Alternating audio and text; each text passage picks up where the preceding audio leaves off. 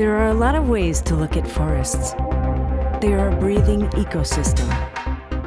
They are a valuable renewable resource. They're part of our history.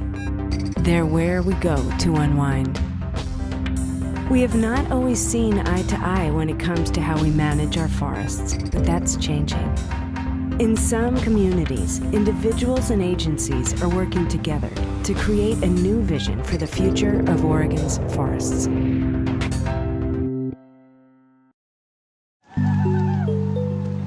Decades of disagreement between different factions or interest groups has left us with a forest that is out of whack with its original state.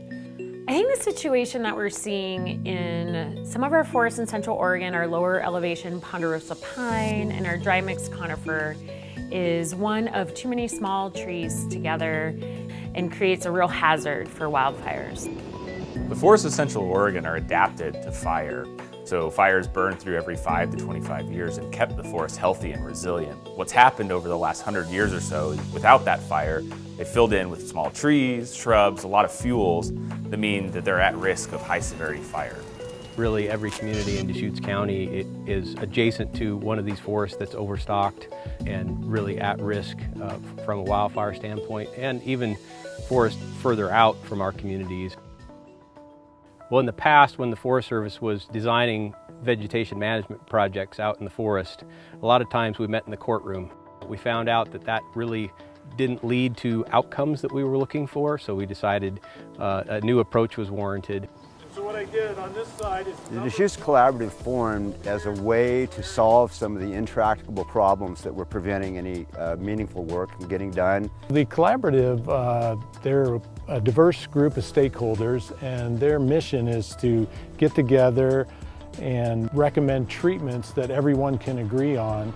Steadily over time, people came more and more to consensus and develop projects to jointly deal with this forest health crisis that we have. A great example of the work we've done with the Forest Collaborative is where we're standing right now. This is the Fields Trail Complex in the West Bend project. It's highly used recreational spots, and it's the intersection of all these values that we're trying to deal with. The recreational value, the logging value, because the loggers do the restoration work and there's some commercial value that comes out of that, and the wild-urban interface, which goes right to fire safety for the town of Bend.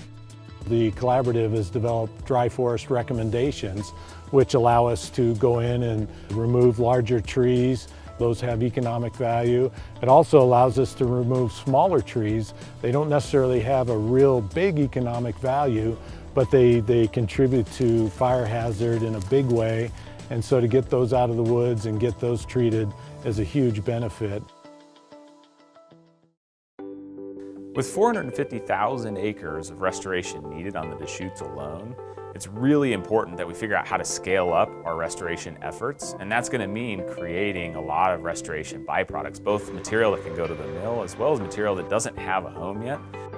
These projects cost money, and every year the Forest Service and the other federal land agencies have less money to work with. Ideally, we would have a market. We'd be able to utilize all the products that are coming out of this restoration work.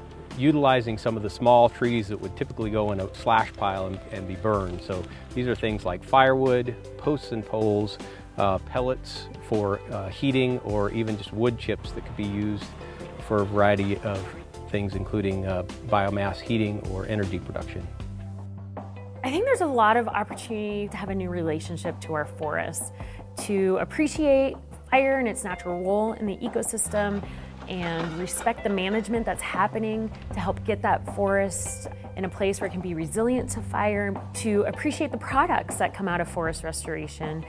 For every dollar that we generate here locally, it circulates and creates other jobs. So there's an enormous opportunity here.